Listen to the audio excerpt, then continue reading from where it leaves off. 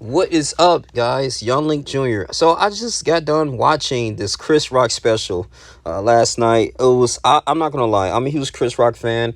I love his stand up more than his acting. I mean, his acting is pretty good too, but I love his stand up, and he just say a lot of relatable content, man. And this was a whole hour long. This was a Netflix series. He had like a show in Baltimore, but he talked about Meghan Markle, about her situation when she experienced some type of racism with the royal family. He was like, "You didn't Google this information? Like, why you acting?" Why you acting ignorant like you didn't know nothing about this? When she was on that interview with Oprah, trying to find some sympathy, and he's just making a light out of dark situations, man. It was just hilarious, and but you got to understand this too, right? With Chris Rock, with the no filter, he had to address the Will Smith slap, right? Now, some people believe that it was super cringy, and I remember he was stating that Will Smith, he was so happy, like when he was in that movie Emancipation, he was like, I was actually rooting for the master to continuously to whip him, and he talked about the situation, right, when Jada Pinkett Smith, was criticizing him, saying, "Oh, you should quit hosting the Oscars. You have no right to be hosting the Oscars. You don't, because my husband Will, he wasn't nominated for concussion." And he was like, "Okay, well, and then and then in that situation there, he was like, "Oh, well, the freaking your husband ended up giving me a concussion." And it's just kind of crazy, man, with this entanglement. He was like, what type of person, what I'm saying, they have their spouse interview them about them cheating? Yeah, so when the red table talks and all that stuff and the context, I was literally laughing, man. I mean, it was just good content here. He really addressed this, man. I think he really got his revenge here. People was like, "Oh, why he didn't do anything? Why he didn't hit back?" He was like, "Because I was raised right."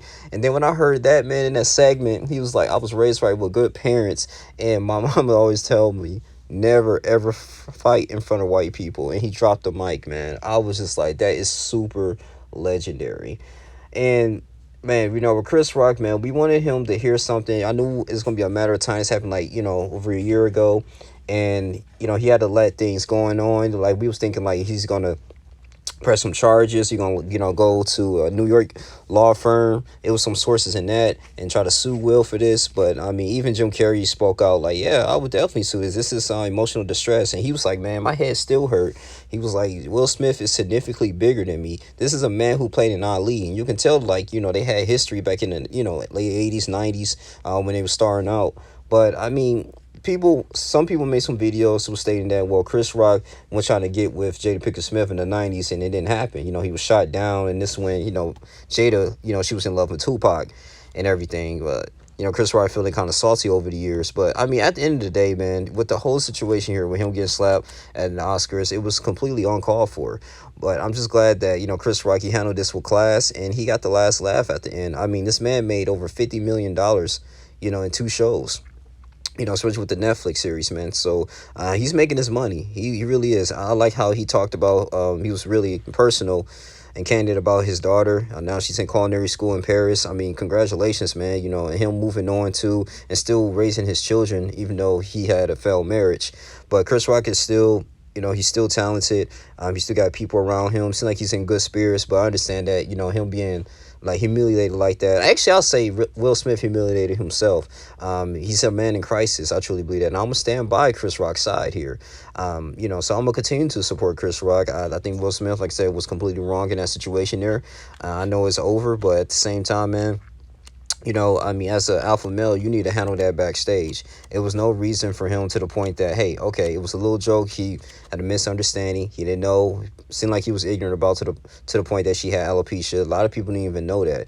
And then too, Jada Pinkett Smith talked about saying that, "Oh, well, I'm okay. I'm proud of this bald head." A comedian, if you sit in the front row, they gonna make jokes. That's how they make their living. They talk about everyone.